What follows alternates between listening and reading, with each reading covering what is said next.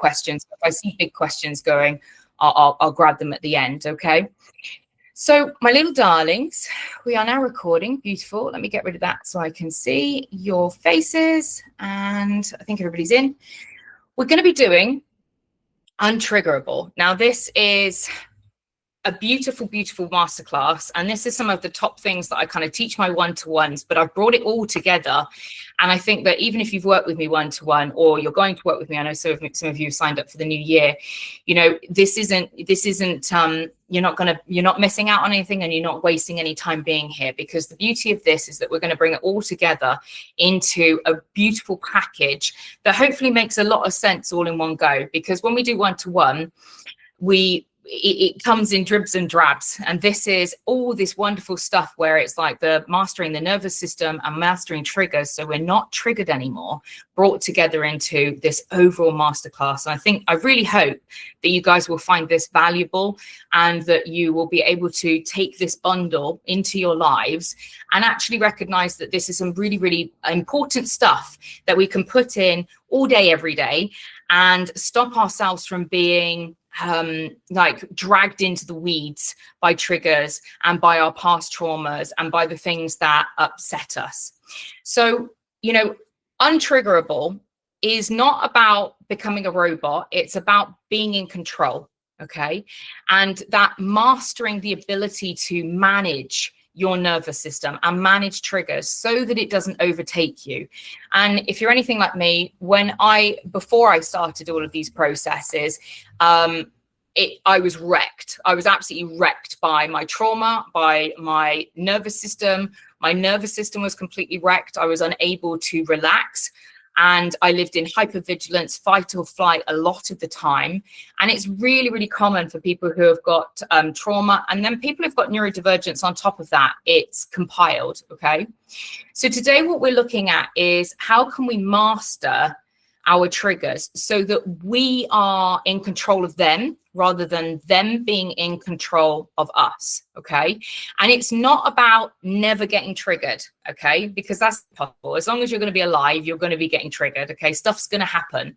The idea of being untriggerable is that you are so in control of yourself and so in control of your nervous system that even when those triggers happen, that will inevitably happen in life, instead of them taking control of you and suddenly you're having a head fit, you're having a meltdown, you're screaming at somebody in the middle of the Tesco supermarket because they walked in front of your car. Instead of going down those routes, we're aware that we're triggered and we're pulling it back into some form of sanity and some calmness and actually being able to be in control of it. And that's a kind of a big side of it. The smaller side of it is that those day-to-day triggers that we have, you know, your boss asking you to go for a chat that then elicits, that fear response for the rest of the day. You're concerned that we're going to get sacked or something bad is going to happen, or your partner messaging you in the morning being like, hey, you know, can we have a chat later after dinner? And then you spend the whole evening thinking that you're going to be divorced by pudding time, you know, because your mind's gone off on one. It's gotten triggered and it's ran away with you. And we ideally don't want the brain to just run away with us. We want to be able to be in control of that. So mastering triggers is crucial for nervous system regulation, and it's becoming aware of what it is that triggers us. When we understand how our triggers impact our emotional well-being, we're then able to actually bring in those nervous system techniques and those trigger management systems to stop ourselves from being pulled off into the weeds.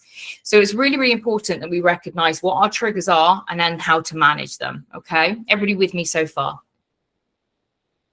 Love it. Okay, so we're going to be learning some really effective techniques for calming our nervous system today, and we're going to be doing some practicals of it. And one of the most important things that we need to be able to do is actually become aware of the things that trigger us. And I know that that might feel a little bit triggering, and I'm going to be really controversial here, and if you haven't worked with me already, brace yourself. A lot of the stuff that we see in kind of like common like society is not helpful. Okay, the idea of safe spaces and trigger warnings and like, you know, don't trigger anybody and don't say anything and don't do anything. And this avoidance of triggers, I get why people are doing it, because obviously being triggered in a public space is kind of a lot to deal with. But also this avoidance of triggers actually makes you a victim of your trauma, and it makes you a victim of your own mental health. What's really important for us is to be aware of those triggers, not run from them, not push them away, not be frightened of them and fearful of them, is actually embrace them, because the trigger is an invitation for you to heal something. If you're recognizing that every situation that you get into with a certain scenario is triggering you, that's a pointer. That's a real big arrow that's saying, hey, there's a thing over here that's unhealed in you. And if we consistently kind of put these, safe spaces and trigger warnings and avoid and never face these things, then actually what we're doing is kind of wrapping ourselves up in a way that doesn't allow you to heal. It's just avoidance. And avoidance, you'll always come back at some point to the trigger and always come back to the trauma. So although, yes, we have to do it in a really supportive place, we need to do it in a way that is supportive and sensible, because otherwise you can make trauma worse.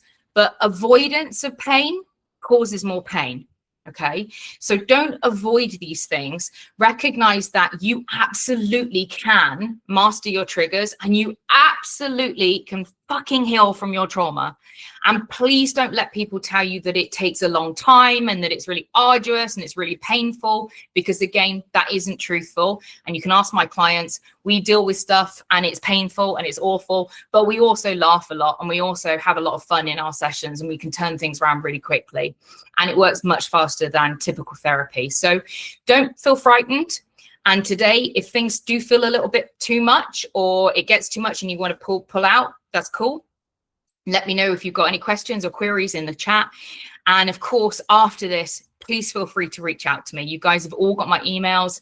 If you're not connecting with me on Facebook, come find me over there as well.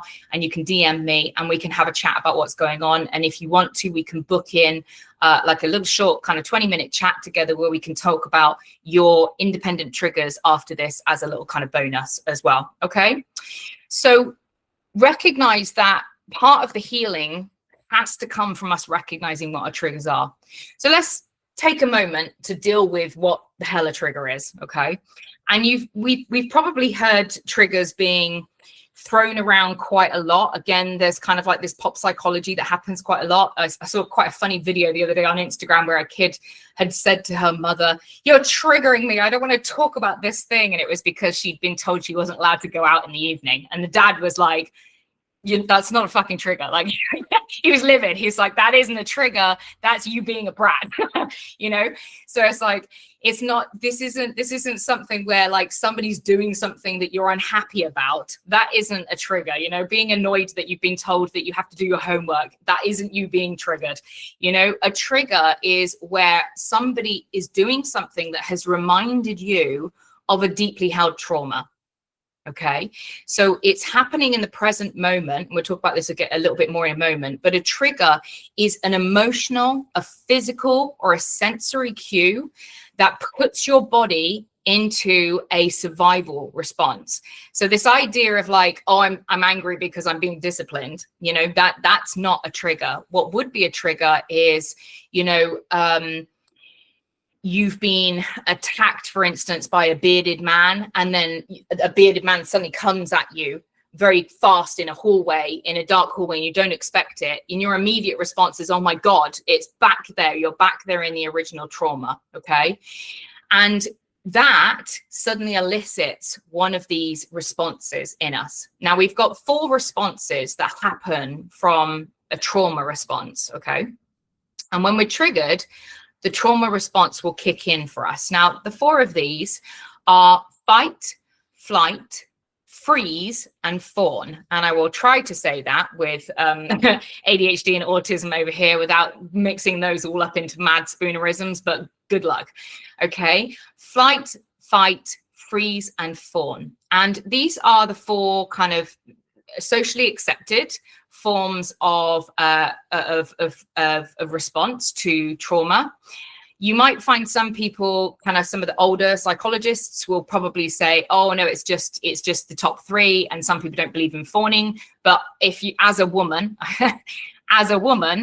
I think you'll find we all understand what fawning is, and often the psychology pre-1970s has been written all by men, so they probably don't really know what fawning is because they probably haven't done it very much, because their initial responses as men would typically be fight or flight, because that's probably more likely what would save them. The fawning response is literally to make yourself like a fawn. So like a little baby deer. How can you be so doe-eyed and cute and gorgeous that something doesn't want to attack you? Okay. And this also tends to go in line with kind of the freeze response. So the freeze response would look like, I can't move. I don't know how to move that. I mean, I hope that you guys have never been in these situations that you've been so frightened that you can't move. But I think probably you're here, so I imagine you would understand that that fear response, and it's often one that's contested quite a lot. And again, I'm going to talk about some big topics, kind of quite just plainly. I think it's important that we talk plainly in these things. So again, if it feels like I'm being rude or glib or too blatant about something, I apologize, but I think we just need to call things and just be honest about stuff. So I think so often when people are being raped, we can go into that freeze response where, you know, it's like we can't move, and that's really, really terrifying. And that's often really misunderstood by people who don't understand psychology, because it's like, well, you should have said no, you should have done something. And it's like, actually one of the responses for the body is the freeze response, and that can happen in many different ways. You know, I can remember when I was a child, I used to have really severe night terrors, and I would wake up in this kind of terror and not be able to scream. You know, I would have lost my voice and my mouth would be like moving, but there would be nothing coming out. I'd be physically mute. So it's something that is very hardwired into our bodies, and it's all very normal, unfortunately, but it's also all very misunderstood. Now, those are the two that aren't talked about very often. The two that we really probably all have heard about would be fight or flight. And this would be, you know, in a situation where somebody's coming at us and our immediate response is to like punch it in the throat, you know, or hit it, fight it in some way, shape or form. And the reason why I say about the fawning and the freezing is tends to be more typical for women is, unfortunately, a lot of the violence that is done towards women is from men. And we actually don't have a huge amount of kind of ability to fight in those moments. So we're asking about disassociation during trauma. Yeah, that freeze, like sometimes when we are in situations that we can't get out of, and we are in chronic and complex levels of trauma, particularly in childhood and so forth, one of the responses is to disassociate, is to just kind of turn the mind off so that we're not, because if you can't run and you can't fight and you can't really fawn out of it, one of the best things to do really is pretend that it's not happening in a way. And so to do that is to disassociate. And we may sometimes find that as kind of maladaptive dreaming, where you would go into this little fantasy world. I know I was talking about this with a client this week, where we've gone into fantasy worlds when we were children, and it's a way of dissociating from everything that's happening in our lives, because we can't run, we can't fight. You know, I know I certainly went into this as a child when I couldn't get out the situations that I was in when I was a child. Having that maladaptive daydreaming, that going into this world, this imaginary world inside my mind, allowed me to be protected from what was going on. And that can continue to be something that's helpful as we can use that as something that can be positive as we grow older. But as well, if it's something where you're just in Delulu land and you're not even recognizing what's going on, that can be really problematic as we get older, where we're disengaging with reality as we get older. And so it's really important to recognize that that is a trauma response, and that as we get older, when we start to put these things in place, it's safe. And I hope that by the end of today, by the end of tonight, certainly, you'll feel a little bit safer. It's probably feeling a little bit, I don't know about anybody else, it might be feeling a little bit tense, some of this stuff coming up as we're talking about it. Don't worry, we're going to get into some self-soothing things. Remember that we can talk about these things, and it's safe for us to talk about them now, that actually we're in a really safe space and you're with me and I'm keeping you safe, that we can talk about these really difficult topics and it's going to be okay. All right. And again, if it's anything's coming up for you or it's starting to feel difficult, take some slow, deep breaths and recognize that you're safe. I like to do a bit of self-touching. Smooth down our chest. We're okay. Down our arms. We're okay. All right. Because I get it. If this is new to you, this can be quite a lot. My cat is just sat on my lap and my laptop's too far away. Everybody knows Little Face. She gets involved in everything. Now, we need to recognize that everything within the fight, flight, freeze, or fawn, this is all about the nervous system. So your central nervous system is this wonderful thing that runs from your brain down your vagus nerve into your body, and it tells your body everything that it needs to know about what's happening. And your central nervous system is responsible for your body doing every single function. So from digesting food, to moving your hands, to your blood going, to keeping your body warm, all of those sorts of things. These are prime resources from your central nervous system. Now, the problem is, if you're somebody that is triggered a lot because you've got a lot of trauma, your body is living in a chronic state of stress. So welcome to things like chronic heart disease, fibromyalgia, chronic fatigue syndrome, pain in the body, obesity, cold hands, cold feet, bad circulation, IBS, the list goes on, okay? And if we keep staying in this fight or flight system, we actually can get very, very sick. And so the beginning of all disease starts often with chronic stress. And chronic stress for most of us these days in the West starts with trauma, where our bodies are consistently in fight or flight because we haven't calmed it down.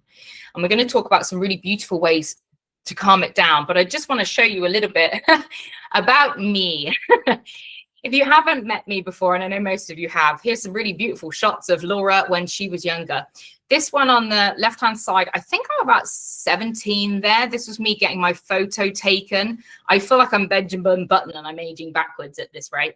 But I'm about 17 there. And I mean, you can literally just see that I just want to die. This is like the worst day ever. My passport had ran out and I was having to go and get this passport done at Newport on the really fast track thing. And I just had wanted to die since I was 11, really, truly. Undiagnosed neurodivergence.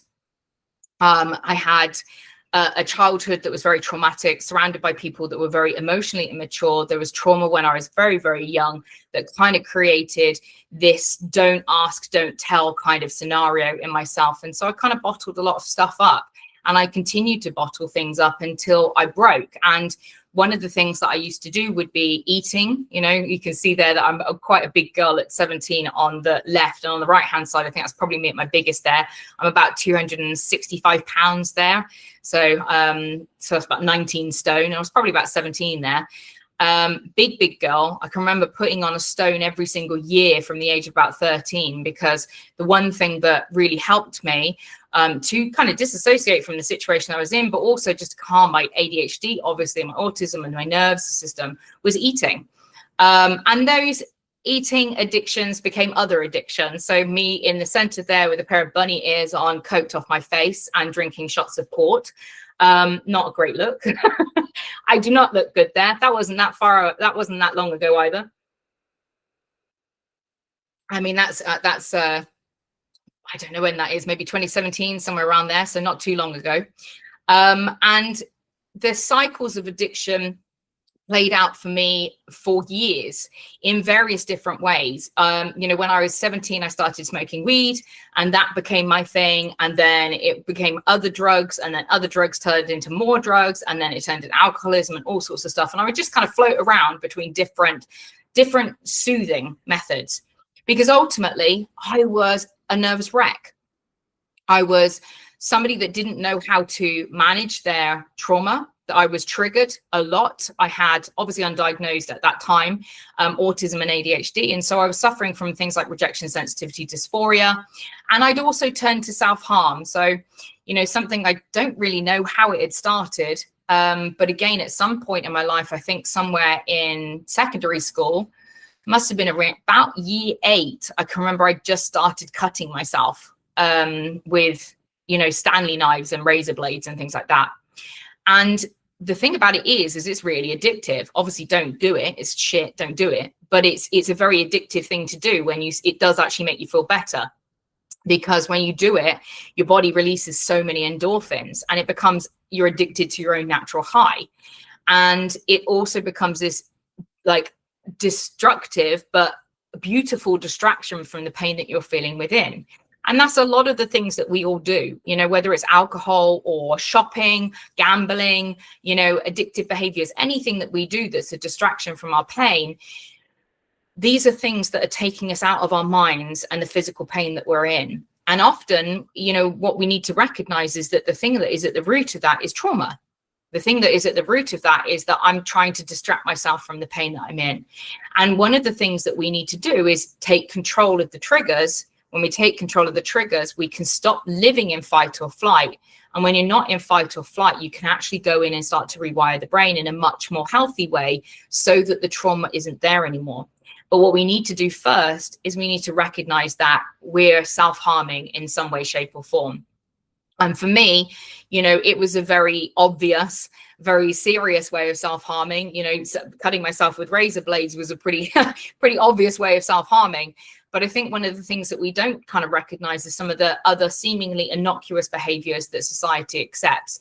And things like, you know, sleeping around. You know, I used to sleep around quite a lot when I was younger because I was just desperate for somebody to love me. So having lots of relationships that are not good for people, you know, having relationships with toxic people, you know, drinking lots of alcohol, binge drinking on a weekend. None of this is healthy. And often if we sit down and we're really truthful and honest with ourselves, if we question about why we're doing it, probably at the root of there is some form of unself-love or unworthiness, or there's a trauma or a trigger that we're trying to hide from. So if this is feeling like a lot, I want you to recognize that this was me. And I hope you can see a big difference between who I was and who I am now. Obviously I don't binge eat anymore. I also had anorexia at one point. So my eating disorder from binge eating went down to anorexia and bulimia as well at one point. So if I can recover from anorexia, bulimia, binge eating disorder, alcoholism, every single fucking addiction that there is in the book, pretty much bar heroin and like crack. Other than that, I've taken everything pretty much. And also self-harming. If I can use these tools to recover from those things, then I'm sure as I'm looking at all of you now, and you're all being in a more stable state than I was at those points, that you can absolutely use these tools to also help you in the life that you're living at the moment. And I hope that my story gives you hope, that if I can do it, you can do it. Okay. So let's talk a little bit about the science. There on the right-hand side, you can see our nervous system that runs all through our body. And you can see these lovely little arteries here next to the carotid, this carotid artery that you can often put your fingers on to feel where your pulse is. And if you have a look to the side of your neck, just about here, you'll notice that you have a very big sort of vein that just runs by the side of the muscle. Now, this is called your vagus nerve.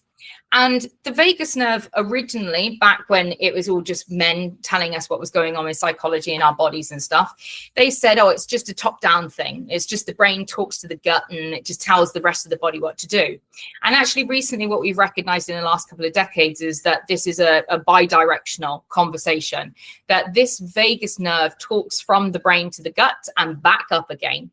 So that feeling where you get in your gut feeling and that instinct that you get, that's a real thing. And it's something that should be paid attention to. And if your gut isn't taken care of, then your brain won't feel good. So we need to make sure that we're having probiotics and looking after our tummies and having all that kefir and kombucha and lovely tasty food like sauerkraut and live food and stuff to make sure that we're feeling good. Now, the polyvagal theory explains that the nervous system has this way of triggering itself. Okay. And what happens is that in the present moment, we'll be looking around and we will see that something has happened and it's triggered us. And it started off this very intense reaction in the body. Now, what happens when we get triggered is that the body will start off a set of circumstances. Normally what happens is that it will go into some form of fight, flight, freeze, or fawn. Okay. And what happens with this is that it will start the heart rate pumping faster. It will push your blood pressure up. So we get hot faces and we start to feel that heat rising up. Our body will start to push glucose towards our extremities, ready to fight or to run away. And this is where anybody suffer from kind of hypoglycemia on the regular, pop a yes in the chat if this is something you get, where you have cold hands, you suffer with low blood sugars, you get shaky after stressful situations, any of these kind of things, you start to get cold. Yes, I'm saying yeah. Donna's saying yes. Okay, so this is showing that probably a lot of the time, if your hands are very cold, my hands are always fucking freezing, it's probably a sign actually that your body is in a chronic form of stress. Okay, because what happens is that when these stress reactions happen, is our body will start to bring blood out into the center, ready for our organs so we can run. Okay, and it will start to turn down vital systems. Unvital systems, non-vital systems. So non-vital systems would be things like digestion. Oh, IBS when you're stressed? Yeah, because your body is shutting down the process of digestion. Why? Why do people pee and poo? You get so nervous. I have luckily never been so nervous I've shit myself, but it's a thing. And if we were ever in a war situation or something really, really kicked off where it's really, really stressful, trust me, people are peeing and shitting themselves all over the place because it's a normal response, because the body puts so much energy and effort into digesting our food that if we are in this tumultuous, terrible time, the best thing that we can do is expel that very quickly. And so if you get a runny tummy, you get IBS when you're very stressed. I personally have a pee thing. Like, I used to be a professional singer, and it would just be like for the 15, 20 minutes before going on stage, I would just be going to the toilet back and forth, back and forth. People would be like, do you need to just really pee that much? I'm like, there's always pee. So yes, but your body will just expel. It will just expel those fluids and expel those things from your bowel because it's not important. Now, the problem is that if you're in a chronic state of stress, what's happening to your food and your digestion and your nutrition all the time? If your body is thinking, oh, I'm in chronic stress, I should just not digest this food anymore.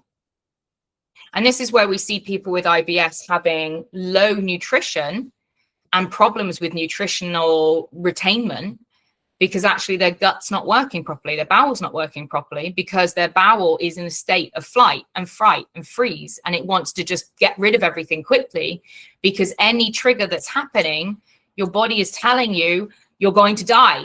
You're going to die now. And this is the truth of what happens with our central nervous system, is that when we get triggered, the body is thinking, I'm going to die. Why? Because inside our brains, we have this little caveman who hasn't grown up at all over the last thousands of years of civilization. And being hated and thrown out of the tribe, you're probably going to die. Okay? That boss telling you that you're going to be sacked, that's being thrown out of the tribe. Your partner wanting to have a talk with you that may end up in a breakup, that is being thrown out of the tribe, to the caveman in your brain. The fear of not being understood, okay, neurodivergent people, people not understanding us, not being part of friendship groups, that is not being part of the clan, part of the tribe. It feels like death, because back a few thousand years ago, it meant death. It meant that you would die, particularly for women. If you were, I know we're not, we may not be children, people who have had children or being pregnant, but the body still has its duty, its biological duty. And at any point, you as a woman could be pregnant. And if you are thrown out of the clan as a pregnant woman, you're probably going to die. So the fear is even more intrinsic for being liked and loved and looked after for women than it is predominantly for men, because we have this biological marker that is inherent in us, whether we use it or not. So we also need to recognize that every time we get triggered, it's very serious in the body, because it's basically telling us that we're going to die.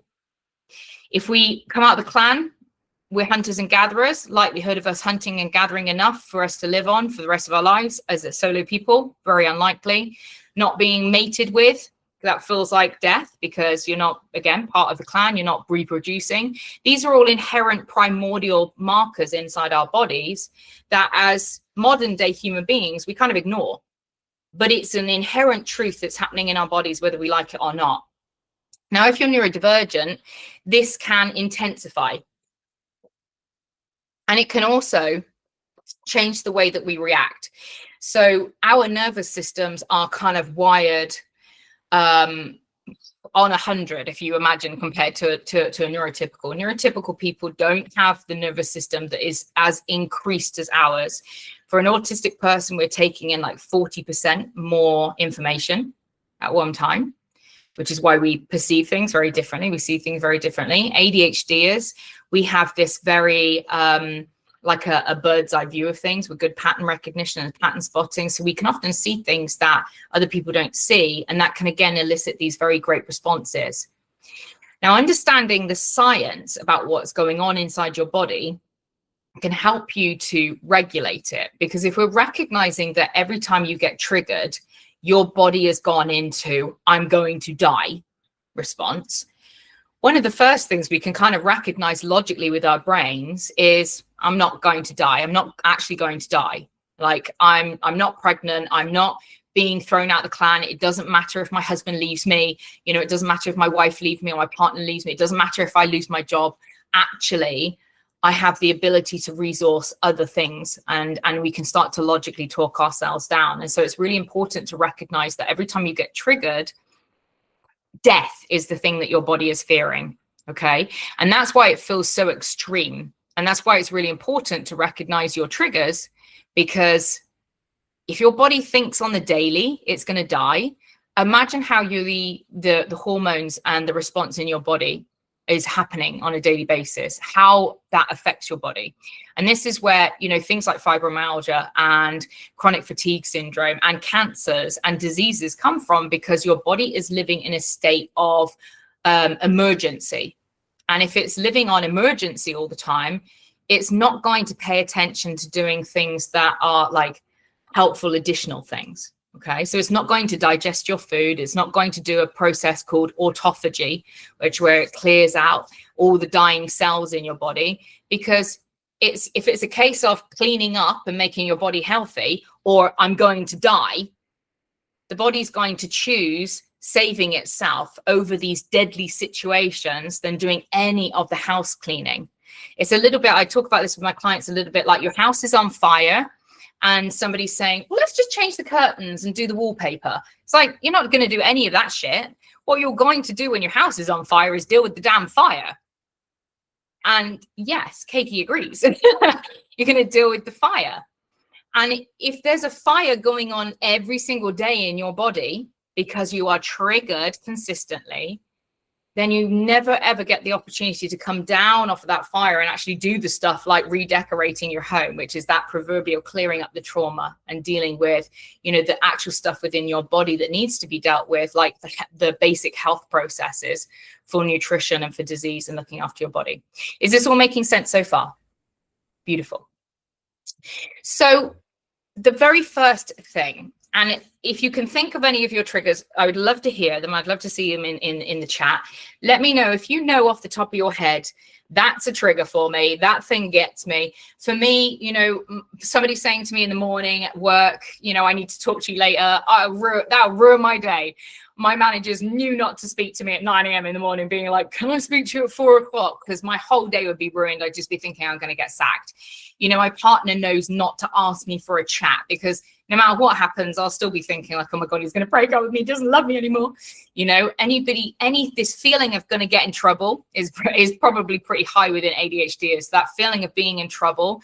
And if somebody kind of like triggers that, that's a lot. So drilling, yeah, noise is a huge one for me. Sensitive to tone of voice. Yeah. I mean, Jesus, as an autistic person, that has been, that's been my whole fucking life, where people are like, you're mean. And I'm like, I'm not mean. I'm just passionate. And I'm like, why are you shouting? I'm like, I'm passionate and direct. I'm not mean, you know? So tone of voice, people, you know, things that particularly, I think sometimes we, you know, I can remember One of my clients would be like micro expressions. You know, sometimes we can pick up on these micro expressions and we misread them. We think that we know what's going on inside people's heads, and actually you haven't got a clue. You're just projecting your trauma and your insecurities onto everybody else and creating a horrible world to live in. That's all of us. If you've ever been through, ever had trauma at all, I think sometimes you just look and you're like, and I think I saw a grimace, which means they hate me. And then you go into trigger and it's like, whoa, that's a lot of stuff that's going on inside your head from somebody twitching, from somebody's face twitching, you know. But this is the truth of these triggers. And the more that we're aware of them, and the more that we can become aware of what's going on, the more that we can identify them and actually deal with them. So a trigger is something that is happening right here, right now. So, you know, you may have been triggered even by some of the things that I've said, you know, mentioning some of the big stuff that we've talked about so far. That could have felt triggering for you, and it could have elicited a reaction in your body where you start to feel your heart racing and your face goes a bit warm, and maybe you start to shake a little bit, or you start to feel that feeling where your tummy slips out and swoops out from underneath you, where it goes, should I dump this dinner? Do I need to poop myself? Is it that severe? You know, and you might feel your tummy going, that feeling like the floor is falling from underneath you. Now, these triggers come from people, places, memories, and sensations. Okay, so somebody that reminds us of somebody, that bearded man that happens to be down the dark alleyway that we didn't realize it was there. You know, your manager saying something that reminds you of your dad telling you off when you were a kid. Somebody touching you in a space, you know, in a place that you weren't expecting, that can kind of trigger something. These are all things that can leave us feeling triggered. And the more that we can understand our specific triggers, it can essentially allow us to regulate much easier. Okay, so somebody talking over you and not letting you explain yourself. Yeah, sensory issues, too hot, too bright, too noisy, leaving the house most of the time. I'm a nightmare for talking over people. I'll roll that back. If I'm ever in a conversation with you, Donna, I'll be like, I'm so sorry, it's ADHD. But yeah, people that, you know, and it's like, well, where does that come from? You know, when we have like tone of voice, that's because somebody used to speak to you in a certain tone of voice. Who does that tone remind you of? You know, the sound of that noise of drilling, what does that create in you? You know, and it might not be a trauma thing. It might just be a central nervous system thing of that it's too loud, it's too much, it's too overwhelming. And that's very common with neurodivergence. And these work with both things, by the way, guys, just to add to that side thing. Overstimulation is a trigger of the nervous system. It triggers a stress response in the same sort of way. So although we're talking about trauma predominantly here as a route for triggers, if you have an overstimulated nervous system, all of these also work. Okay, so although I'm talking about them more specifically towards trauma today, if you've got stuff going on in your nervous system as a result of overstimulation, all of the things that we're going to talk about in a moment that are practical to help you, you can also utilize those for overstimulation as well. Okay, so the first thing is to get yourself into a really safe space when you're feeling okay. All right. And to sit down and have a think about this. What are my triggers? What actually gets me, you know? And, you know, we've got a couple of here that people have put in. So, you know, drilling all night, all morning, that's a central nervous system due to overstimulation. If we're looking at tone of voice, what tone of voice upsets you? And who does that tone of voice remind you of? Okay. These questions where we start to delve into it, you don't have to answer that, by the way, Sammy. I'm just saying, just using yours as a thing, unless you'd like to, it's up to you. I'm not probing further. But we need to probe further into these triggers. So for instance, people talking over, like who talked over you so much that that's now a thing? You know, people dismissive. Yeah, stepmother. There you go. So, you know, who's this dismissive stepmother? It's going to be one, isn't it? That's why I was terrified of being a stepmother. You know, kids whinging, arguing, noises. Yeah. And like, you know, kids whinging. One of the hardest things, and I'm not a mum yet, but I work with a lot of mothers. One of the hardest things of doing this work is that there's 3 layers to healing. And there's the healing that I call this the healing onion. There's this bit that you can heal on your own. And then there's the bit you heal in relationships. And then if you're inclined, you can have children, and then there's this whole other fucking layer of stuff that you're going to have to do with your kids, and you can't heal this stuff unless you're in the relationship. You can't heal this stuff unless you've got the children. You can't heal it beforehand, so you're going to get triggered to fuck. And it will be things like whinging. Kids whinging, if you weren't allowed to do that when you were a child, that'll trigger you as a parent. Kids being spoiled when you had nothing, that will trigger the hell out of you. Kids being ungrateful when you were, beaten to write thank you notes at Christmas. The things that are the opposite of what you had when you were a child, you're giving your children better lives than you had. But if they're not receptive to it and they're not grateful for it, you're going to get triggered. And then you're going to have to deal with the response of I can remember one of my clients, she was like, I just fucking hate my kid right now. And it's like, that's okay. That's okay to say. This is a safe space. You can absolutely hate your children right now. You can still love somebody and hate somebody at the same time, because you're hating the behavior, and your inner child is the one that's hating them. It's the inner child that's angry. I didn't get to behave that way. And actually, the beauty of your children behaving that way is actually that you're doing better than your parents did.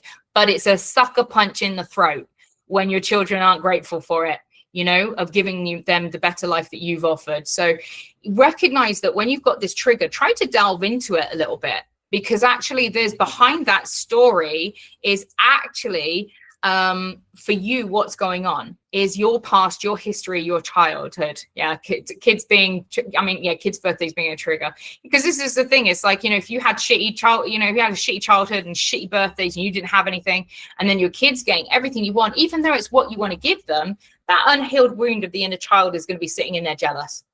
And that's okay. You do not need to judge that. You don't need to be angry at yourself. You're not a bad mother. You're not a bad person, not a bad parent. You're normal. And when we can recognize that trigger is there, we can start to do that healing work. But where did I go? But we have to do the healing work so that we can deal with the trigger. But we have to recognize the trigger, not just push it away. Recognize the trigger so we can do the healing work. So please don't run from your triggers. Don't run from them. You don't need to be scared from them. You've already survived the trauma that creates the trigger. Yeah? You already survived the childhood, the dismissive step parent, the abusive parent, the rape, the abuse, whatever it was that's created the trigger. You already survived that. So you can absolutely survive the memory of it. Yeah, Becky's saying, so much about how I was raised. Yeah, you want to do that extra layer of. I mean, that's why I haven't had kids yet, because I've got so much fucking stuff. I'm like, I know I'm going to be able to do it, and I'll be great at it. But it's like, do I really want to do this? Do I want to open up that fucking Pandora's box again? I'm going to probably at some point, but we'll see. Somebody questioning me or not believing me. Yeah. And if we delve into the root of that, the roots of that is big. I've been dealing with that this week. I've been doing some EMDR therapy with my nervous system, and that not being believed thing, really, really deep for a lot of us, particularly if you've got sexual trauma in childhood, rape at any point in adulthood, childhood. I have a friend of mine who's a police officer with the Met, and he was working in the brake department. He was like, it's just hell, Laura. It's just hell. Because he's like, it's him and her. There's no way to prove this shit. And it's a nightmare.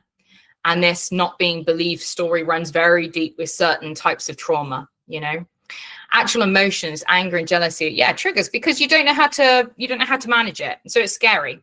So what I want you to get to be is safe inside yourself, where this stuff isn't scary. Now, what we need to recognize is that you can't teach somebody something you don't know.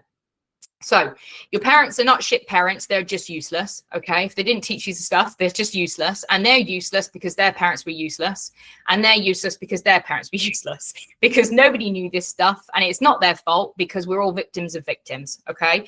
And the best thing that we can all recognize is that all of us are really victims of victims, and our parents really rarely did anything because they were being cruel and psychopathic and horrible and awful. Actually, most of the time, for 99% of trauma, it's incompetence is most of the time. And it really sucks. It really sucks to be like, most traumas that most people experience is incompetence. And then there's these other kind of 1% of people that are actually dealing with like this other side of things, where it's like somebody is really like a psychopathic, abusive person that is intentionally doing these things. So we need to recognize that the more that we can heal within ourselves, the more that we can heal in other people as well. And that trickles down to your children, because you can't teach somebody something you don't know.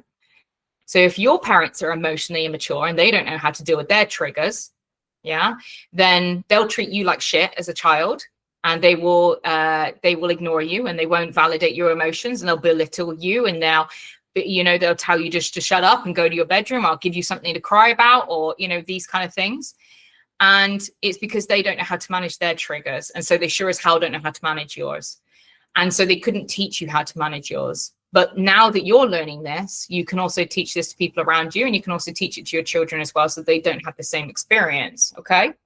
So it's really, really important work that we're doing here. And I just want to say how brave you all are for turning up and actually doing this work. And I love all of you, just straight up, for just being here, because I understand the hardness of this work and the hardness to sit there and be like, I've got this thing and I'm going to take responsibility for it.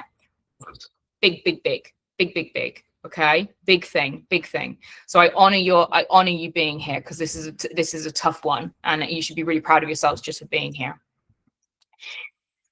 So we've got past versus present.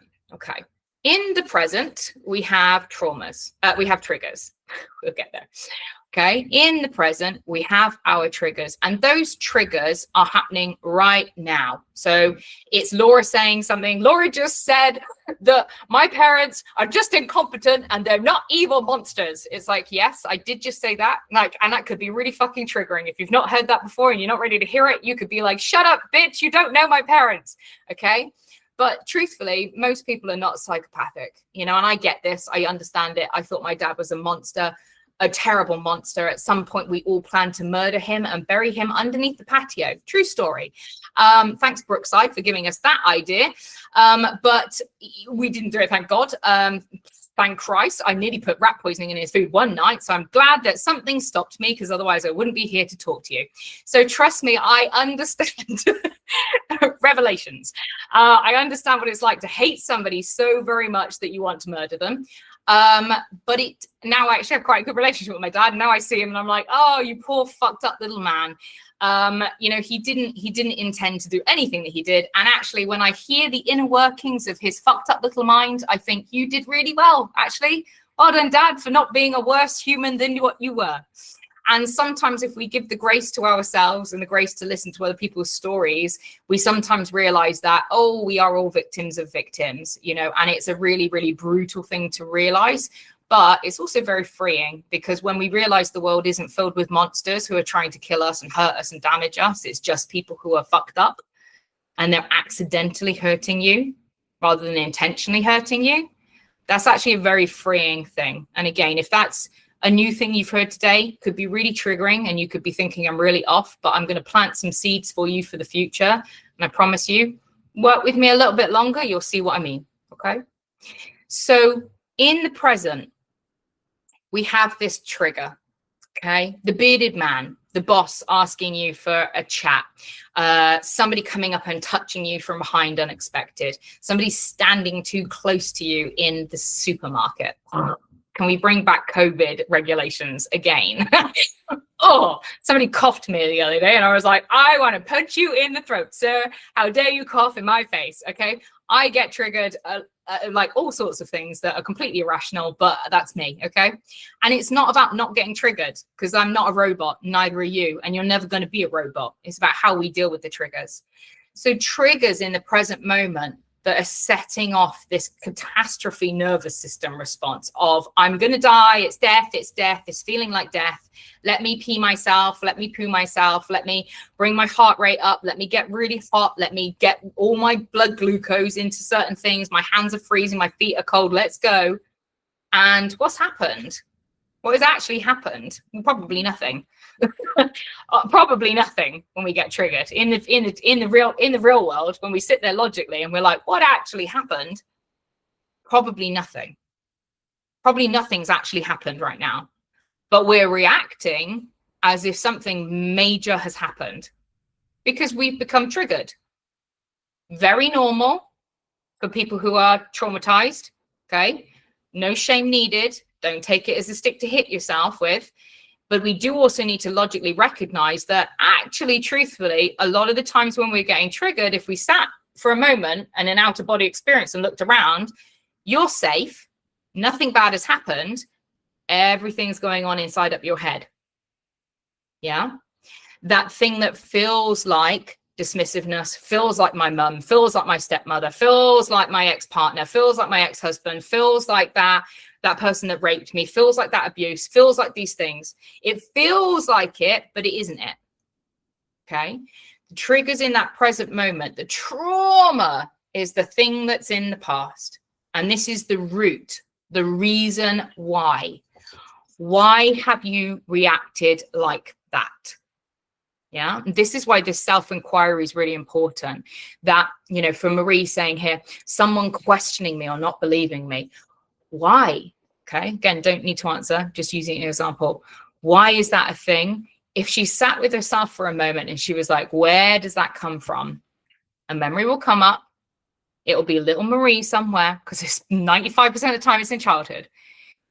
There'll be a little person that's saying there was this time that this thing happened and they didn't believe me. Okay. So then in present moment, Marie could be telling me a story and I'm like, no, that didn't happen. Shut up. You're lying, right? We're having fun. I'm having fun. Marie's not having fun. Because if I'm saying, shut up, that's not true, I don't believe you, in the present moment, woo, straight back in the past. That little person that wasn't believed originally is going, it's happening again. It's happening again. And then we get triggered. Boom. I'm going to die. Physical response. Okay. Everything in the system kicks in. Trauma response. We're going to die. We're going to die. We're going to die. It's happening again. We're going to die. How are we going to deal with it? Are we going to fight? Okay. This is where Marie goes, shut the fuck up, Laura, you fucking idiot, and punches me in the throat. And I'm like, whoa, what a reaction, man. I was just joking. Then you look like a nuts person. Yeah. Or she flights and she goes, oh, fuck off, gets up, runs out the room. And that's when and you've experienced this, no doubt, with somebody that's flighty, where you turn around and go, what the hell happened there? We were all just having a laugh. And then suddenly this person's just ran off to the toilet in floods of tears. And you're like, the fuck? Because it's not about what's happening right now. It's about happening what then in here. Yeah. For us to deal with this stuff, we need to recognize that the trauma is very different to the trigger. And the problem for most people, and the problem that continues this stuff, is that people get caught up in the triggers. Yeah. What are the triggers? What's the trigger? What's the trigger? Yeah. Trigger warning on this, safe space from that. Don't say this, don't say that, don't say the other, don't say the other. That's none of that's fucking helpful, because you're actually not dealing with what is the root of the problem, because you're just focusing on what's happening right now in the present moment instead of actually dealing with the reason why. Okay. So that little inquiry, recognize that your trauma is not happening right now. The trauma has already happened. And the inquiry into why has this upset me will free you from it. It will free you from those triggers, because, you know, my partner will still do something to trigger me. For instance, we'll be talking about something and he'll say something and I'll be like, oh, no. I'll be like, that is just trigger the fuck out of me. And I'll just be like, that, the way you just said that just completely reminded me of XYZ. Give me a minute, because I've gone, you know, I've gone into trigger mode. Once you're in trigger mode, it's like you're not a reasonable, normal human being, because you think you're going to die and something terrible is going to happen. So the best thing is to take yourself away and come and do some of these calming things. So recognize that at any moment you are in control.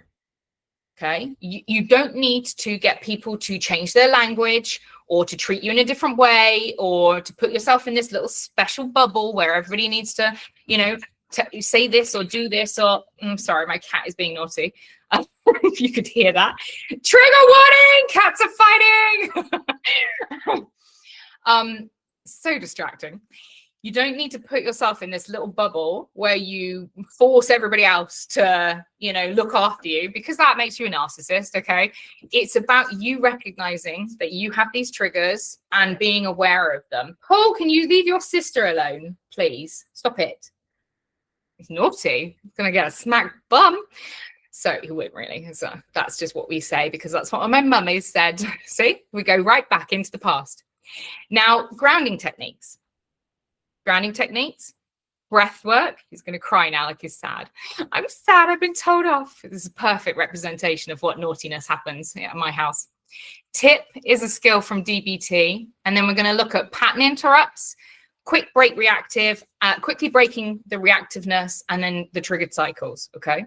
We're going to do them. We're going to be doing these tonight. Tip. Remember, don't panic. I've given you a downloadable worksheet, okay? So in your emails that you would have received, at the bottom, it says, download your worksheet. Download it. ADHDers, download it, print it off, put it somewhere where you'll see, okay? If you've got kids, show the kids, okay? Teach your children this. Give them tools to deal with their stuff so that they're not little reactive monsters, because we are all reactive monsters when we're reactive. TIP is a thing from DBT, which is dialectical behavior therapy, and it's really, really helpful.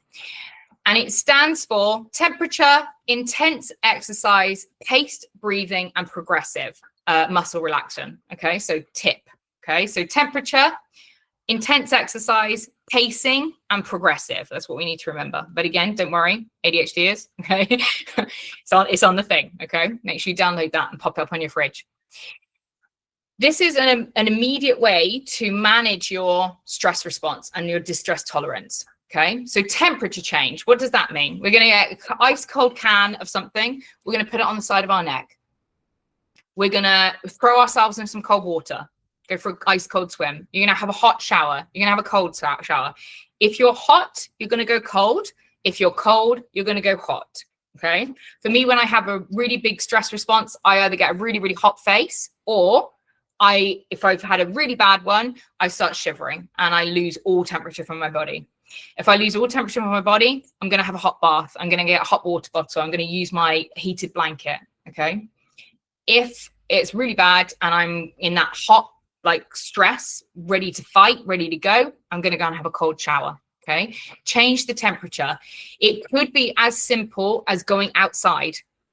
Just changing the room. Yeah. It, like if you're in an office space, obviously you can't go and, it could be splashing water on your face, cold bit of splash on your vagus nerve on the side of your neck. Could be getting that cold water bottle from the vending machine. Yeah. Hot cup of tea. Change the temperature. Intense exercise. Do some form of movement. Again, do what you can do. If you are in a wheelchair, you can still do this. Okay, and do arm pumps. You can still fight it out. You can go for a run up and down the stairs. Go for a little walk around the office. Do something to move your body. Okay, and you're going to choose one of these. You don't have to do all of them. Just choose one and see what works. Paced breathing is about slow pacing your breath, and we're going to do a breath work in a moment. So I'll touch on that in a moment. And then progressive muscle relaxation. Okay, so I want you to close your eyes for a second. And I want you to focus your attention towards the top of your head, on your forehead. And we're going to bring all of our attention as we move down our body. And what I'd like you to do is crunch your face up as much as you possibly can. Screw your forehead up. Bring loads of tension and aggression into your face. And then you're going to squeeze as hard as you can. Then you're going to let it go. And then we're going to move on down to our shoulders. We're going to do the same thing. We're going to bring our shoulders up to our ears, and we're going to stretch, and we're going to bring all like stress and aggression, and we're going to let them go. We're just going to bring as much tension into those spots. Obviously, if you've got injuries, be careful. But, we're going to bring tension in release into those areas. So progressively moving through the body. And as you close your eyes, you can literally kind of feel yourself becoming aware as you move your attention down. It's like if I say to you right now, put your attention in your toes. Oh, it's like, oh yeah, toes. I've got those things. Until you're aware of them, you're not really aware of them. They're just there. And then when you can bring your attention down to your toes, you can clench your toes up and make loads of tension and aggression inside your feet. And then you can relax that. Now, this is what we call a progressive muscle relaxation. You can open your eyes again if you like. It's always good to close them because I'm like, let's clench your face out. It was like gurning competition. Nobody needs to see that today. So clench yourself and then release, okay? And this is a really good one for those of you that have trouble sleeping, okay? Get into bed. We're going to go through scanning the body from the top of the head right down to the bottom of the feet, slowly, slowly, and tensing those muscles and then releasing them. So tense, tense, tense, tense, tense, and then release. And feel the difference between the tension and the release. And what you'll realize is actually most of the body is holding yourself in this very, very tight, ready to run, fight or flight most of the day, because you're triggered all the time and you are in fight or flight 95% of the time because you're not really aware of it and you've been in that mode for probably decades. And so now you're going to start to become conscious and aware of it so that you can release this, okay? So tip number one. Number one tip is tip. Like it. This is a really beautiful one if you're in the office, okay, or you're at work, or you're somewhere where you don't really want to make note to everybody that you're having a moment. Okay. And you're in a meeting, for instance, and something's kicked off and you're like, I can remember in a lecture, I was like having a panic attack and I'm like, okay, I can't really stand up right now in the middle of a lecture and just walk out. You know, there's sometimes places where we can't just leave. So this is our 5, 4, 3, 2, 1. Okay. We're going to engage all of our senses, because what happens when we get triggered is the brain starts to play movies. Yeah, we start to get these kind of like flashback type things. We start to go, the brain runs away with us. It's like, that's just like this thing. And this is the thing. And everybody's like this. And that was just like your stepmother. That was just like your father. That's just like your ex. And everybody's like your ex. And it's never going to change. And everything's fucking awful. And it just goes. And it's like, shut up. Shut up. Okay. Now, one of the best ways to bring yourself out of this frantic and triggered little mind that is telling you all of these lies and really, really trying to trigger the hell out of you is to bring yourself back into the present moment. And one of the best ways that you can do that is to start to look at your environment. Okay. Bring yourself back into your body. Touch your body. This is my body. I live in my body. Okay. We're then going to look around. My cat's like, can I come on a laptop? No, you cannot. Oh, these cats. Oh, don't get triggered. So what we need to do is we need to bring ourselves into that present moment. What can we see? Have a little look around. Can you see 5 red things in your environment? Now we're starting to ask a question. Yeah.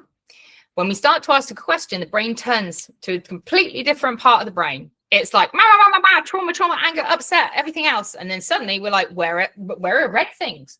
Red things? Now we've given it a task. The caveman loves tasks. And if you don't give him a task, he is going to do whatever the fuck he wants. And if you're triggered, the fuck that he wants is protecting you from the perceived death that you're about to join in on. But if you just so, hang on a minute, caveman, look for something red. He goes, red things, red things. Now he's doing red things. Then we're going to look around. Can you see 4 yellow things? Oh, there's a yellow thing. There's a yellow thing. Suddenly, we're drawn out of this madness in the mind and we're brought back down to that present moment. Because if we remember, you're safe, aren't you? Those triggers, you're actually safe. Nothing bad is happening. You're not dying. It's not the same thing. The trauma's in the past. That's the thing that's really upsetting us. The trigger is this thing right now, which is something seemingly often very innocuous. The tone of somebody's voice, a micro mannerism, some random bloke with a beard that looks like your ex. Okay. Bring yourself back. 3 blue things. Can I see 3 blue things around the room? Can I see 2 green things? Can I see something black? Make it up. Ask a question. What can I see? Focus on those distinct items around you. Okay. You can also do senses as well. You can sometimes say, okay, what 5 things can I see? What 4 things can I hear? Okay. It's about getting yourself back into your body and out of the mind. because triggers are all in the mind. It's all up here that's happening. And when we can come back into the body, back into the senses, actually we can recognize that we're safe and we can start to calm ourselves down. So what can I hear? What can I smell? What can I touch? Yeah. What can I feel? Bring yourself back into your body. You'll begin to notice that by doing this, you're switching from this terror part of the brain and back into the calm part of the brain, because you're taking control of the situation. And at any moment, you can take control of your nervous system like that. But it requires you to be conscious and aware of the fact that you're triggered. And that is probably the hardest part, is just recognizing that, hang on a minute, I've just gone down one. You just said something and I've just gone right off on one, as if you're my ex-husband, my boyfriend, my sister, my mum, my dad, that teacher from school, that man who abused me. You're not those people. Hang on a minute. Let me go and have 5 minutes so I don't come across like a complete lunatic. And then go and take 5 minutes to yourself and start to do some of these protocols. Okay. So 5, 4, 3, 2, 1. This is a lovely little thing. Now, your breath is the key. The key to your nervous system is your breath. If you are tired and you would like some more energy, breathe fast. Okay. There's a thing called the breath of fire in yoga, where we're going to nice fast breath. Gives you energy. Why? Starts pumping that oxygen through your body. Okay. When you're anxious and you're fight or flight, your body's already doing that. Heart rate's gone up, blood pressure's gone up, getting ready to fight. If I suddenly close my eyes and I start to hijack my own nervous system by breathing slowly, the brain goes, hang on a minute, what's going on? Well, I thought we were going to die, but she's just closed her eyes and started breathing slowly. Well, that's not what we normally do if something's happening. That's the last thing we do if we're going to be murdered. Oh, well, maybe we're not going to be murdered then. And the brain does that. And then it goes, all right, well, maybe we could turn that fight or flight reaction off. Yeah, that seems okay. That's what your brain does. Very, very smart. Key to it is your breath. Okay. You start to notice that heart racing, your breath increasing. Yeah, that hyperventilation, that I'm going to have a panic attack. You're getting there. You need to stop. You need to recognize it. Be conscious of it. Oh my God, I'm having a reaction. What can I do? Breathe. When I was a fucked up mess, the amount of people would be like, Laura, you need to breathe. And you'd be like, fuck off. Like, you're having like a real reaction, and some fucking well-meaning twat comes up to you and goes, just breathe. And you're like, I am going to fucking murder you. But they were right. They were right. I hate to say it. They were right. Okay. And this is why I try to explain it in a way that's actually functional, because when somebody comes up and tells you to breathe when you're really stressed, it's like, fuck off. Fuck off, Giles. I don't want to breathe. I hate you and everything's going wrong, and it's going to elicit more of a response in you. But if you're aware that actually the breath really does work. Okay. Now, box breathing looks like this. We're going to breathe in for 4. We're going to hold it for 4. We're going to breathe out for 4. And then we're going to hold it for 4. Takes a bit of mind work to do that, doesn't it? Okay. Again, what are we doing? We're shutting off that part of the brain that's in panic, and we're going into the logical brain where we have to think about things. Notice how everything that we're doing is we're taking out of that reptilian part and bringing it back into the front of the brain, that higher order thinking. Because for us to do that, and we're going to try it now, we're going to take a nice deep breath in for 4. Hold it for 4. Out for 4. Hold it for 4. Takes some thinking, doesn't it? In for 4. Hold.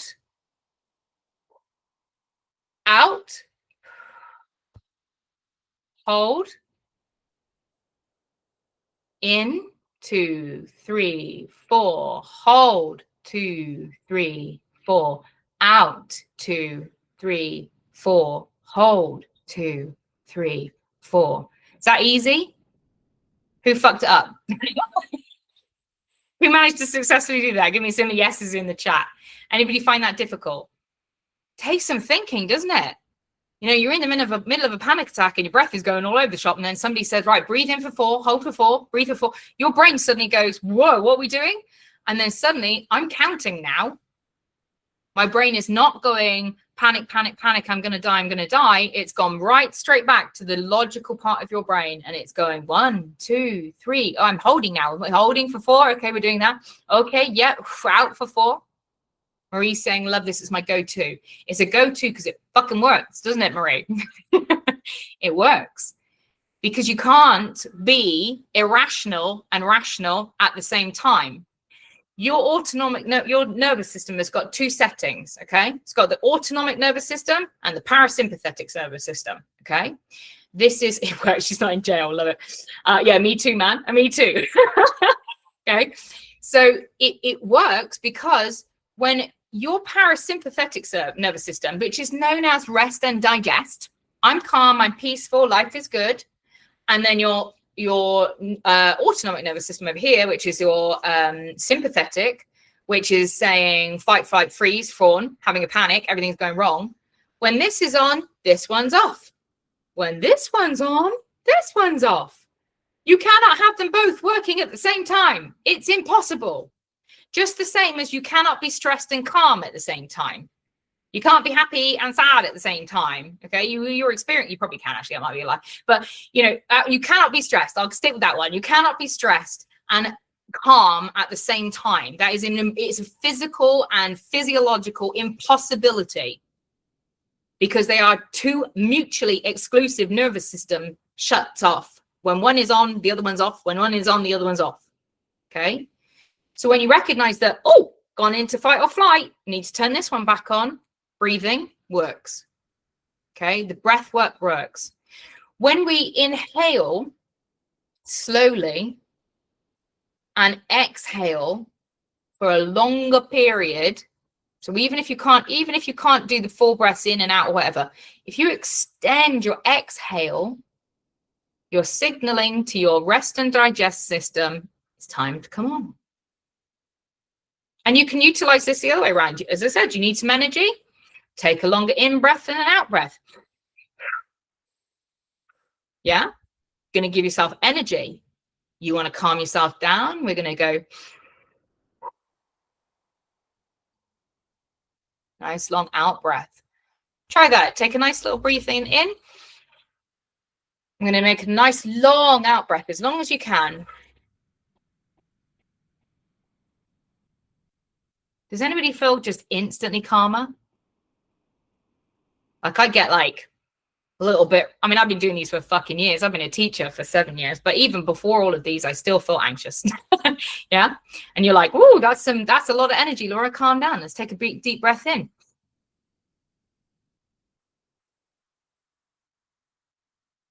Longer on the out breath, instant calm. Instant calm. Easy, isn't it? Doesn't feel easy. The one thing I really want you to know is that all of this is really easy. None of it is simple. Okay? Really easy. None of it's simple. Okay? It's hard to do this stuff. It's hard to do it. It's hard to do the consistency, to be aware, to be conscious. That's the difficulty of it. Fixing the stuff is easy. It's easy. It's easy to do. Okay? None of this is difficult stuff, is it? None of it's difficult. It's like, oh, I'm looking for stuff around the room. I'm breathing. Okay? Next up, pattern interrupts. Emotional freedom technique, tapping. Okay? Top of your head, third eye, above your eyebrow, corner of your eye, under your eye, top of your lip, on your chin, collarbone, bra strap, karate chop. Okay? Hit some of those. You don't have to get them all. Okay? Hit some of those. Top of your head, third eye, corner, eye, lip, chin, collarbone, bra strap. Yeah? Chop. When we're recognizing that some stuff is going on, again, what's going on up in our heads? Acknowledge it. I'm having a fucking meltdown, okay? My husband just spoke to me like my dad, and I want to punch him in the fucking throat, and I hate everybody, and this keeps fucking happening, and I'm always fucking triggered, and I've been triggered for 20 fucking years, and I can't get out of it, and I fucking hate everybody. Okay, cool. We're acknowledging it. Beautiful. Recognize where you are, okay? But actually, my husband is not my father. And I'm actually safe. I'm actually in control. And I can actually calm down. And I have tools. And I'm capable. And I'm going to be okay. And my husband loves me. My dad's not here. Yeah. Suddenly we've interrupted the pattern again. Because the trigger is that brain saying, you're going to die, you're going to die, you're going to die. Everything's going to be terrible. You're dying. Everything's awful. Shut up, brain. Pattern interrupt. Now, the thing about the cycle that we're running through here is that this is a thing called a meridian that runs through your body. It's a nervous system channel, okay? So your nerves run all through your body, and we're going to tap on them. And as we tap on them, it brings you back into your body. It moves trauma through the meridians, and it soothes, okay? Again, doesn't have to be perfect. Progress, not perfection, okay? Doesn't have to be perfect. You forget it, you forget one, and you're only tapping 16 of them, and it doesn't fucking matter, okay? We're not having to be perfect. We have to be doing something, though. Okay, because it's that idea of perfection that stops us doing everything. It's like, well, if I can't be untriggered all the fucking time and I'm perfect, and then why bother? Why bother? Because it's a much nicer life to live when we're not triggered all the time. And when we're in control and we feel safe in our bodies, and our bodies are digesting properly, and our heart rates are proper, and our feet are warm, and our hands are warm, and our nervous system is calm, and we can sleep properly, and we don't hate our husbands or our wives or our kids. So it's not about being perfect 24/7. It's about recognizing it some of the time. And if you can catch it some of the time, that becomes more of the time. And then it becomes most of the time. And then you become an untriggerable badass bitch like me, where it's only when real shit really kicks off, like somebody the other day in a car park that pulled out in front of me and then hit my car, when I'm like, fuck. And then I'm like, okay, all right, we're just going to go sit in the Tesco's car park and be like, okay, but they didn't actually hit you. You're okay. You're safe, you know? And that's a reasonable time to have fight or flight, because it actually, that could have hurt me. That could have killed me. Yeah. Reasonable. We don't want to get rid of those, because if we got rid of that trigger, I would have gotten hit by a car. Yeah. We don't want to be robots, but we want to recognize when it's not good for us. Yeah. When it's over and above. So another beautiful one is visualize your safe space. Where would your safe spaces be, guys? Where's a safe space? This is you. You're on your own. I want you to think about this. Let's come up with your safe spaces here. Where's your safe space? For me, mine's in my bed. Mine is in my bed with the covers over my head, with a little kitty cat with me. I know, she doesn't believe it. She just moved her off my lap. She's like, I hate you, mother. You don't love me. You've shunned me from your lap for the 15th time today. Triggered. She doesn't even know trauma. She's been so spoiled in her life. Where would your safe spaces be? Could be a beach. Could be somewhere in a forest. It could be somewhere inside your bed. Think about somewhere beautiful, calm. Hockey goalie kit. Protecting my... Oh, I love that. My partner is a hockey player. No, he would probably. I totally get what you mean. He doesn't play in goal, but I totally understand. I know the hockey gear thou speaketh of, and he certainly enjoys. He certainly loves it. Greenwich. That's me. Greenwich Park Flower Garden, love it. Planetarium, yeah, planetarium, love it. Relaxing. Let's do a little thing. We're going to close our eyes again, my lovelies. Can we close our eyes? I'm going to teach you the power of your beautiful, beautiful big brains. Let's do something for a moment. Let's do something a bit shitty, okay? A little bit shitty. I'm going to make it better in the end, so go with it. I'm going to take a nice deep breath. Our eyes are closed. Take a deep breath in. And out slow. Making that out breath longer. And another one, a nice deep breath in. And the breath out. Nice and slow. We do that quick scan from the tops of our heads to our toes, seeking out any stress in our bodies. If you find any, you're just going to tense that a little bit. You know, if it's in your jaw, in your shoulders, in your arms, in your neck, you know, wherever, just going to tense that little bit up, and then you're going to relax it. Find that, seek it out like a seeker missile, seeking out that stress, that tenseness, just to destroy. And I'm going to ask you to go to a memory. And this memory isn't going to be a terrible one. It's just going to be the most recent one where somebody made you feel a little bit angry. And you're just going to time travel there. Find that moment. You're going to sit there for a moment. You're going to find that feeling where that person made you feel angry. And I want to see what you were seeing, hear what you were hearing, feel what you were feeling. Feel that anger. And I'm sure by very quickly, we can delve into that. Very quickly, suddenly we start to feel angry.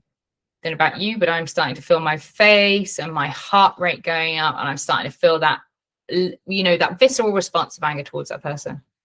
Now we're going to let go of that. I'm going to just let go of it completely, because it was a poopy thing to do. But I want to show you the power of your mind, the power that within your mind, you can go anywhere and suddenly you've got that response.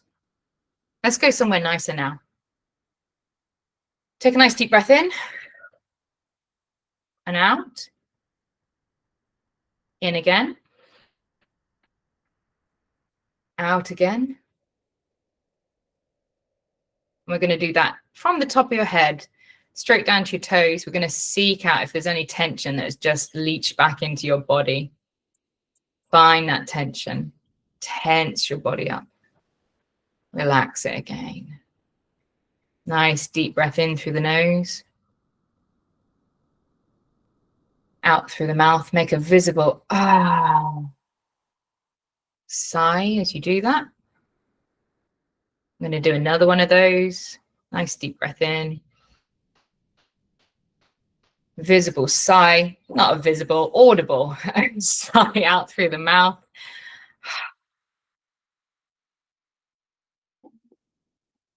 Okay. And then I want you to take yourself to that beautiful little space, that safe space. Somewhere just for you. Somewhere safe. Nobody else is there. This is your special place. It's the perfect temperature. It feels good. Could be on a beach. Could be in a garden, in a planetarium, in your bed. Somewhere where it's really safe, where it's just for you. No one else is there. No one else can ever be there. So they can't mess things up. You don't need to be worried about other people. Don't need to be worried about other things. Just see what you'd see, hear what you'd hear, feel what you'd feel in that space. This is your safe space. Warm, cozy, safe. Just for you.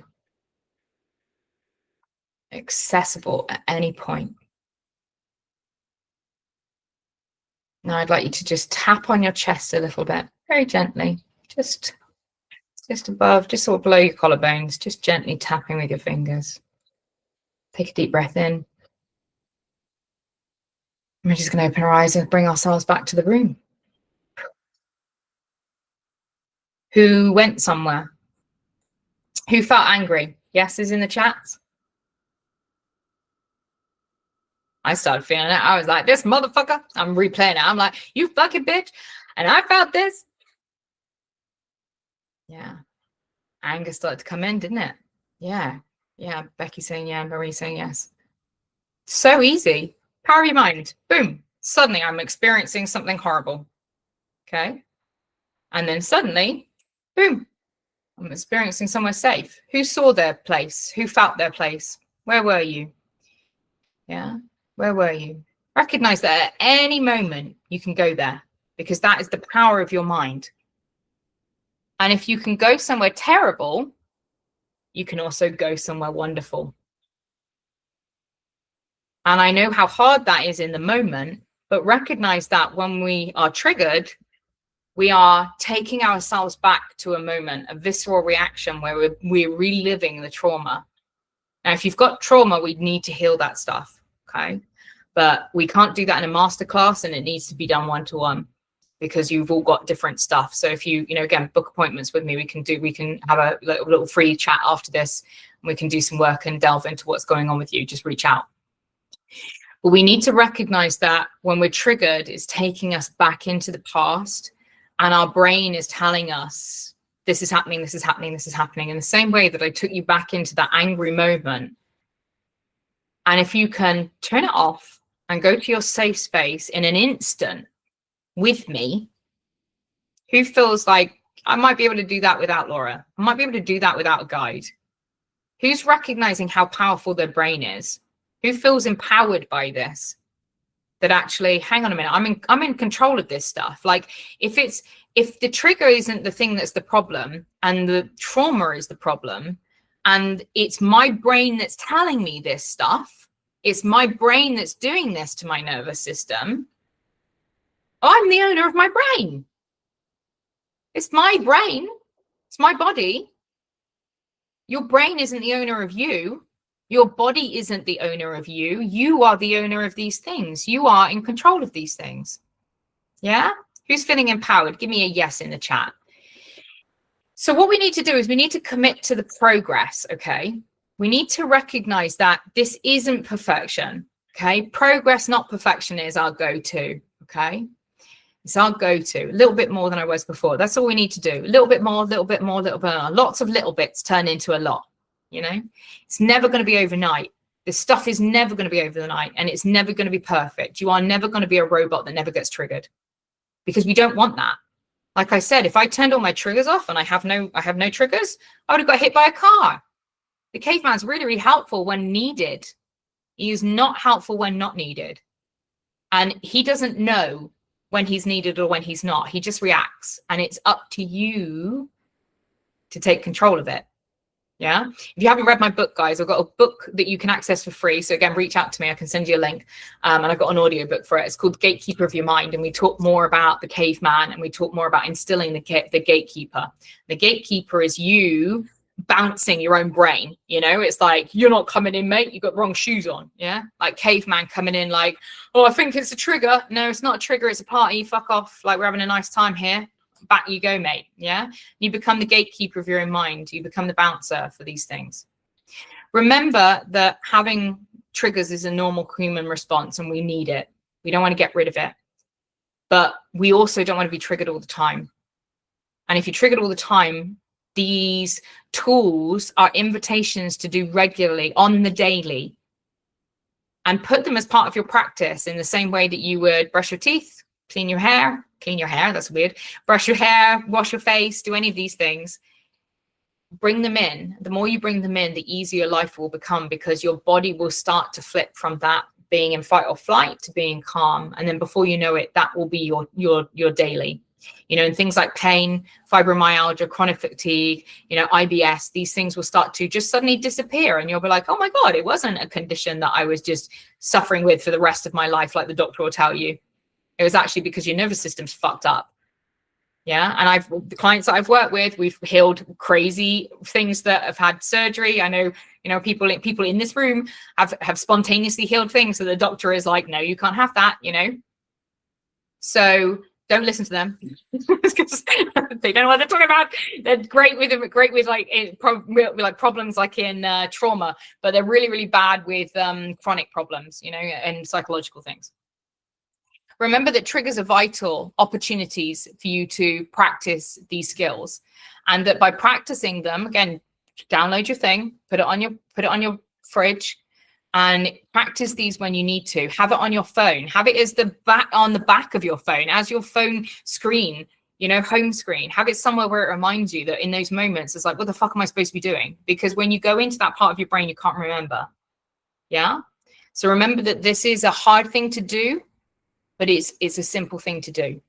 If anybody's got any questions, feel free to, unmute if you would like to, or feel free to put them in the chat if you have any fear of talking in front of people. That's also well. Thank you, Sophie. Sophie's saying, thank you so much for this group. It's been really insightful. Good. I'm glad you loved it. I think it's your first masterclass with me, Soph, so it's a good start. If anybody's got any questions, obviously, as well, if you've got a question that you're nervous to share in front of anybody, feel free to reach out privately. But I'd like to extend an offer. First of all, I'm going to put everybody that's turned up live, I'm going to put your name in a hat, and then we're going to do a little draw. So one of you is going to get a 30-minute free consultation with me, and we can either do triggers and traumas, or if you want to, we can do some spiritual stuff where we could do some tarot reading and some kind of like spiritual channeling and stuff like that. So it's up to you which you would like, because I know we've got a mixture of people in here. Some have worked with me for a long time, so they might want to do something a bit different spiritually. So I'll put that and I'll draw that out tomorrow, and I'll let y'all know.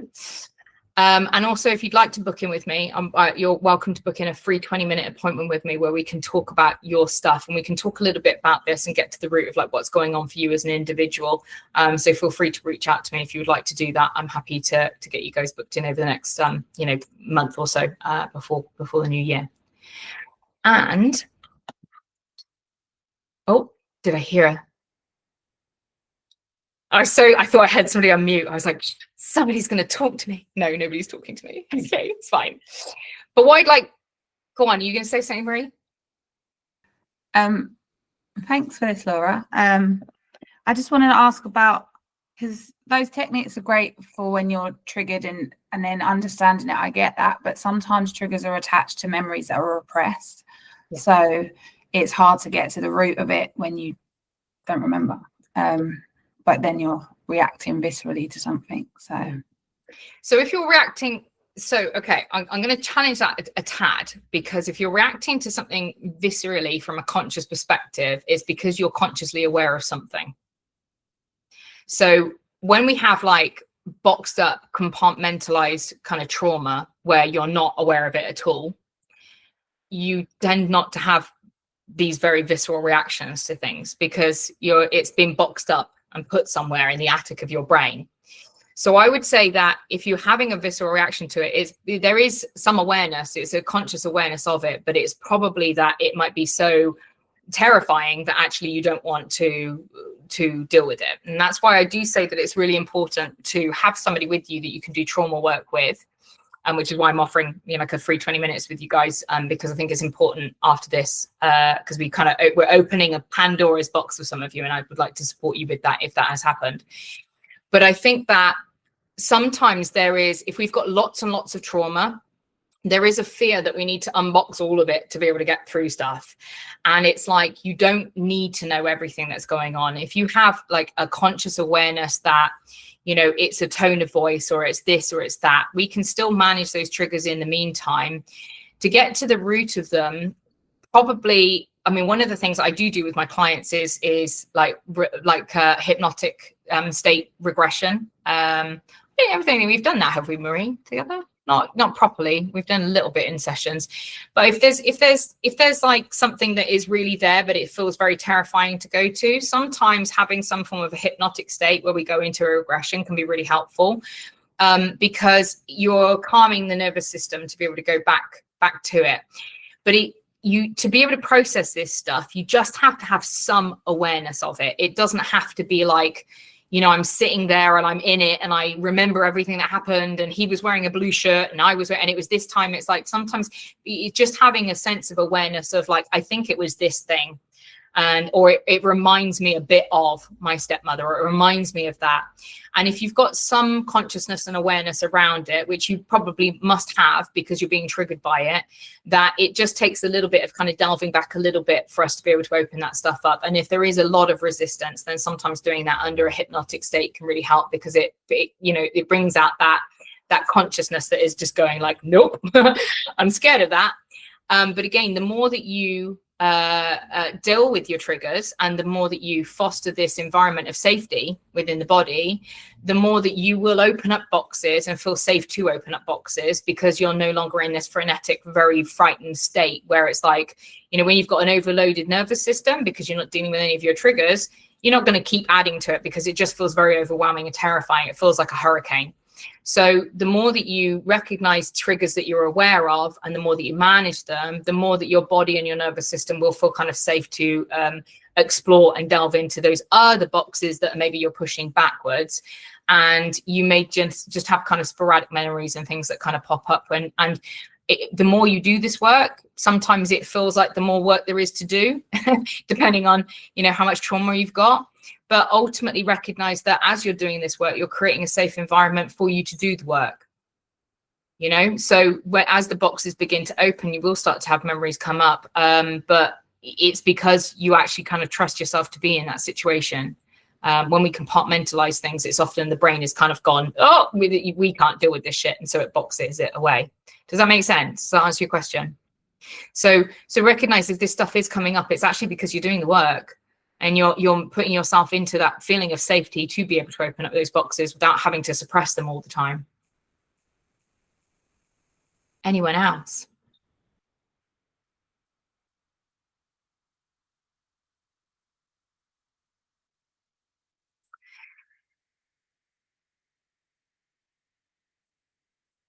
Yes, absolutely, Donna. I'll send you that link over. It's in the academy. Do you have an Android phone, Donna?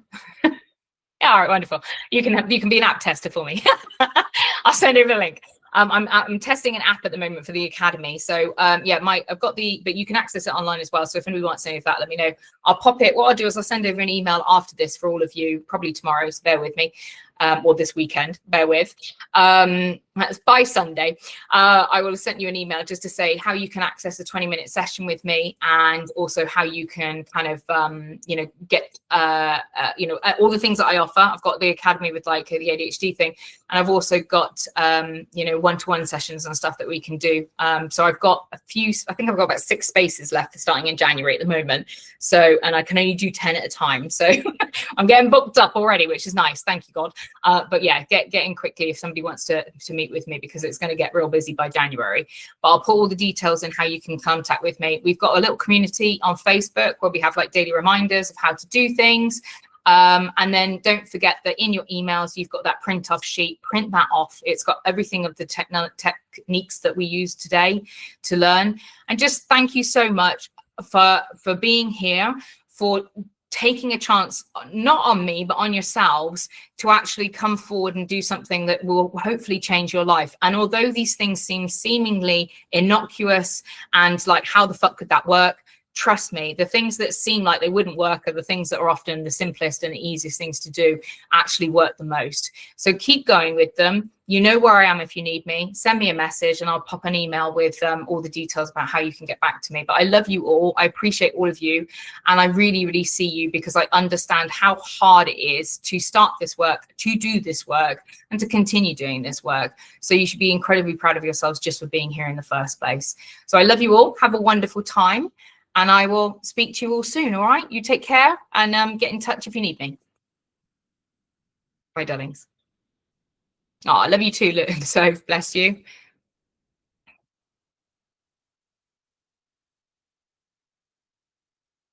Can't wait to work with you, Sammy. Love, love, love.